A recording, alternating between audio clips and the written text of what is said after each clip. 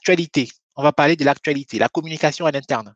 Alors, je sais qu'en Afrique, on communique souvent en posant les papiers sur les murs. Quand tu vois les trucs sur les papiers, sur les murs, là, on colle partout. Des fois, c'est décollé. Des fois même, voilà, des fois même la communication date déjà de 2 ans. C'est toujours là. Hein? La communication, l'actualité. Est-ce que c'est un élément important pour une entreprise de pouvoir bien communiquer aux bonnes personnes? Comment s'assurer que l'information est bien transmise à temps et aux bonnes personnes? Pourquoi fédérer les collaborateurs autour de la vision de l'entreprise? Hein? Est-ce important dans la communication dans une organisation? C'est sans nul doute un facteur de productivité et d'efficacité collective, je suis certain. Alors, la question, Frédéric, c'est quoi? Comment communiquer à l'ère du numérique aujourd'hui en Afrique? Hein? Comment on communique à l'ère du numérique dans l'entreprise, hein? L'état des lieux? Hein? Peux-tu nous lister quelques moyens de communication adaptés au contexte numérique des entreprises africaines? Peut-on prendre comme exemple, par exemple, l'actualité de l'intranet? Est-ce qu'on peut remonter l'actualité sur l'intranet? Est-ce que c'est un moyen de communication efficace pour l'entreprise? La messagerie instantanée, est-ce que c'est ça plutôt le moyen de communication efficace? Hein, le chat, hein, le pour chatter. Ou alors est-ce que c'est le mail? Le mail, c'est le plus efficace aujourd'hui. Qu'est-ce qui est bon par rapport au contexte africain? Alors, la question est posée à Frédéric. Hein. Alors, l'actualité et donc la communication. Alors aujourd'hui, comment est-ce que les gens font? Les moyens numériques, et c'est le cas de la plupart des organisations publiques, parapubliques et malheureusement privées aussi. Les notes de service, les communiqués et le fameux tableau de bord, le tableau d'information. Dans 80% des entreprises en Afrique ou des organisations, ministères et autres, quand vous entrez, vous avez un espace qui est réservé, bien encadré. Aujourd'hui, on met des vitres aussi. On met des vitres. Donc, qui a l'ensemble des notes? Note de service, affectation de monsieur tel à telle fonction. Note de service. Désormais, monsieur X est prohibé, ceci, produit prohibé, mesure barrière.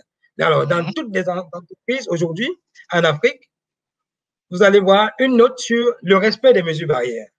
On a affiché bien conçu, mis là avec des illustrations imagées. Aujourd'hui, c'est comment est-ce que les gens communiquent? Les groupes WhatsApp. Aujourd'hui, vous avez en Afrique beaucoup d'entreprises qui communiquent par les groupes WhatsApp. On échange de l'information par WhatsApp. On a signé une note de service extrêmement importante. On va envoyer aux collaborateurs par WhatsApp. Il va envoyer par WhatsApp à d'autres. Et très souvent, imaginez, vous avez un contrat, une clause de non-divulgation que vous venez de signer et vous devez transmettre à l'ensemble des collaborateurs, vous envoyez dans le mauvais groupe WhatsApp. Et ça se retrouve sur Internet, une pratique aujourd'hui qui est extrêmement courante. WhatsApp, je pense que dans les organisations WhatsApp est l'un des plus grands dangers pour les organisations aujourd'hui.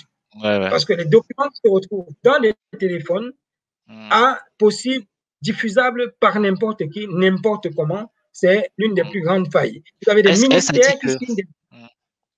Est-ce que tu veux par là dire qu'il faut une messagerie professionnelle interne à l'entreprise, intégrée à l'intranet, par exemple, pour éviter que les informations ne circulent, par exemple, sur les serveurs de WhatsApp, etc. Deux choses. Aujourd'hui, vous avez le problème que... Alors, ça, c'est les organisations de base. Support papier, WhatsApp, on balance à tout le monde. Les organisations un peu plus niveau de maturité, voilà, on a découvert le numérique, on est moderne, on a du mail, Internet avec du mail. Aujourd'hui, ce que les organisations font, c'est qu'on envoie tous les documents sur support mail, on balance, ainsi de suite, ainsi de suite. Ça fait qu'on a de l'information qui surcharge d'emails. Vous avez des collaborateurs qui, en un mois, vont recevoir 7000 emails. L'actualité, pour revenir à l'actualité spécifiquement, vous avez signature d'une nouvelle convention, communication du recrutement d'un nouveau collaborateur. Imaginez, vous avez envoyé par email, voilà, on accueille monsieur X chez nous. Vous avez des organisations dans lesquelles tout le monde n'a pas une adresse email, un compte email. Vous avez des organisations dans lesquelles tout le monde n'a pas accès au siège de l'entreprise pour voir le tableau de bord où on a affiché signature de nouveaux contrats, rénovation de tel local, planning de travaux planifiés, ainsi de suite. Vous avez toutes ces informations qui sont sur des tableaux de bord envoyés par des emails et les employés aujourd'hui souffrent de l'invasion d'emails ou alors combien de personnes regardent le tableau de bord avec les notes de service et ainsi de suite. Donc, l'actualité aujourd'hui se manipule. Tout ce qui concerne l'entreprise doit être remonté sur l'élément, le portail sur lequel l'employé tombe dès qu'il arrive au bureau, pour que l'actualité ne soit pas perdue. Et on va beaucoup plus loin aujourd'hui. Aujourd'hui, vous avez des organisations qui ont une communication digitale, c'est-à-dire sur les canaux de communication et de visibilité de l'entreprise, et en interne, aucun employé ne sait sur quoi on communique, quel est le positionnement, l'image, le brand qu'on renvoie à l'extérieur. Vous voyez, c'est très grave. Donc aujourd'hui, vous avez le DG qui a fait un post sur LinkedIn, mais aucune ressource en interne ne sait qu'il y a un post qui a été fait. Donc il y a une prise de position ou de parole sur un sujet. Les solutions d'intranet aujourd'hui, et ce que nous avons fait chez Majolan, nous avons développé des connecteurs qui permettent de ramener l'actualité qui est mise à l'extérieur, à l'intérieur de l'intranet, pour que les ressources puissent avoir qu'est-ce qu'on dit, que pense-t-on, quelles sont les réactions et les commentaires des gens sur l'ensemble de l'actualité que nous diffusons et que nous créons. Donc, Majolan aujourd'hui fait des connecteurs Jalios pour récupérer de l'information sur LinkedIn, pour récupérer l'information sur Twitter et mettre à disposition dans l'intranet.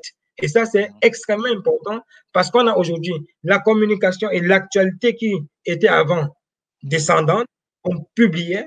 Aujourd'hui, grâce à, on arrive aujourd'hui à remonter, tout le monde est au courant, tout le monde réagit sur l'actualité et on arrive à ramener de l'extérieur tout ce que le département de communication fait à l'extérieur dans l'intranet. Et ça, c'est vital pour la productivité.